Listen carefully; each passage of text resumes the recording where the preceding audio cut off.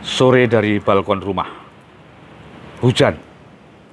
Sudah mulai reda tetapi rintiknya masih terasa. Sebagai manusia Aquarius, saya punya psikologi yang khas kalau hujan itu datang. Yang paling tipikal pasti ingat wajah-wajah mantan. Tidak banyak wajah mantan itu, hanya sekitar belasan. Itu kalau pada ngaku ya. Tapi rasanya mereka tidak berani ngaku itu.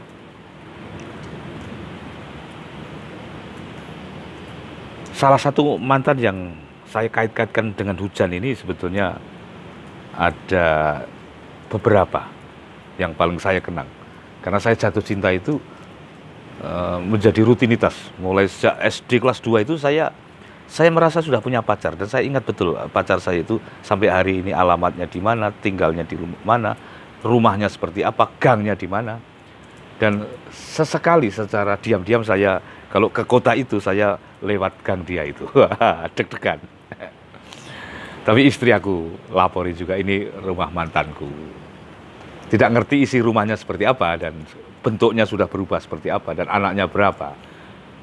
Saya sengaja patok kenangan itu hanya terhenti di masa kecil itu. Itu keindahan yang sangat tidak bisa diganggu gugat. Nah, mantan yang ingin saya ceritakan ini adalah mantan etapa ketika saya sudah kuliah.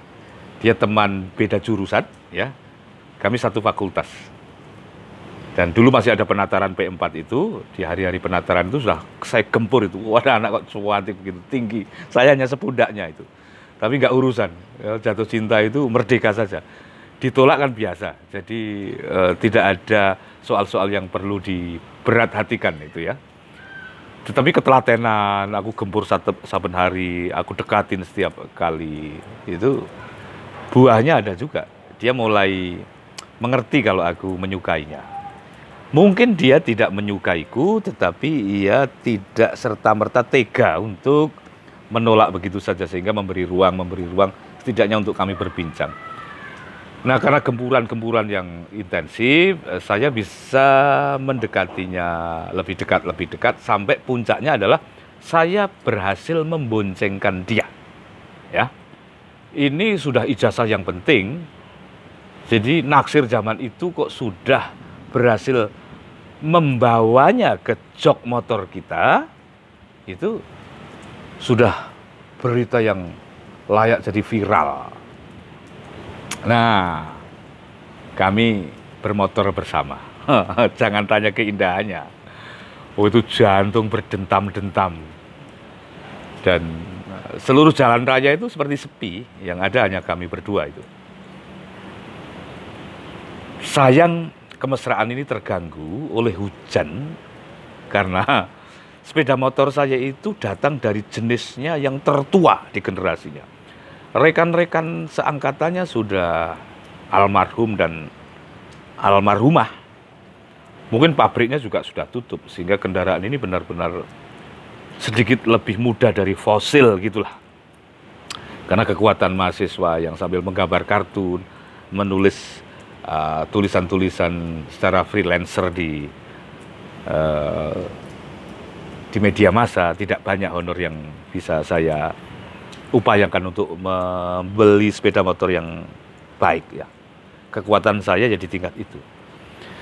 Ketika kami sedang berkendara itulah hujan turun dan saya sudah deg-degan setengah mati karena saya ngerti perangai sepeda motor saya ini pasti akan ngadat sebentar lagi karena businya basah, karburatornya basah. Pokoknya ini spesial motor kering lah. Ya hujan, ya menderas, ya macet. Akhirnya saya berteduh di mungkin saya tidak tahu apakah itu gedung bioskop atau toko yang sudah tutup itu ya. Iya, dengan rasa malu tetapi sok tetap cool, sok tetap berwibawa, itu saya argumentasikan dengan banyak hal, istilah-istilah mesin yang saya harap dia tidak tahu kenapa motor ini harus mogok. Dan dia tersenyum bijaksana atau tertekan saya tidak tahu, tetapi cantik sekali. Apalagi ketika saya melirik-lirik saat dia mengibaskan rambut basahnya, itu kayak puisi itu. Tetapi saya kemudian walaupun tidak berkurang keindahan kami waktu itu, setidaknya keindahan saya, ya. Saya kemudian memilih mogok motor saya, maka berhenti pula cinta saya kepadanya atas inisiatif saya sendiri. Karena apa? Saya merasa tidak sanggup mengakomodasikan seluruh kemartabatan anak ini kepada kemampuan saya saat itu. Ini bukan semacam perasaan inferior. Ini adalah latihan kepantasan saya yang agaknya latihan itu penting saya rasakan dan berbuah di hari-hari ini. Berlatih pantas itu penting, berlatih wajar itu penting. Sejak saat itu saya mempatah hatikan diri saya dengan indah. Apalagi kalau saya teruskan, paling-paling saya juga patah hati. Sehingga sebelum dipatah hatikan oleh dia, saya mempatah hatikan diri saya sendiri. Itulah kenapa dia sampai di hari ini tetap bersemayam dengan indah di dalam sejarah saya. Istri saya belum mengerti soal yang satu ini. Yang lain-lain sudah ngerti, tapi yang satu ini akan saya bongkar setelah istri benar-benar terpaksa menonton siaran ini, entah sengaja entah tidak, ya. Kepada mantanku itu, salam untuk anak-anakmu dan untuk keluargamu, ya.